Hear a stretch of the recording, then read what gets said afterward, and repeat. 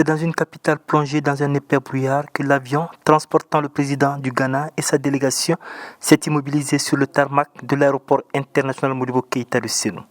Accueil au pied de l'avion, revue des troupes et direction au palais présidentiel de Koulouba où les deux présidents ont eu un tête-à-tête avant d'élargir la discussion aux deux délégations.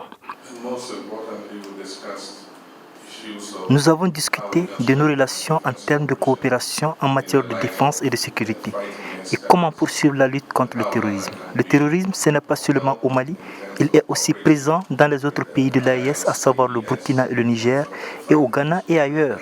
Nous allons voir ensemble dans quelle mesure mutualiser les efforts pour lutter contre le terrorisme dans la sous-région. Après 48 heures en Côte d'Ivoire, avant d'arriver au Mali, la question des rapports entre la CEDEAO et l'AES a été évoquée par les deux hommes. Nous avons discuté des rapports entre l'AES et la CEDEAO. Il y a eu à un moment donné manque de confiance entre les leaders des deux groupements. Je pense que ce manque de confiance doit être corrigé afin qu'il puisse y avoir le respect mutuel et que le leadership des entités puisse s'affirmer au niveau de la sous-région. Nous devons travailler pour des relations dignes de ce nom entre l'AES qui existe de façon irrévocable et la CEDEAO.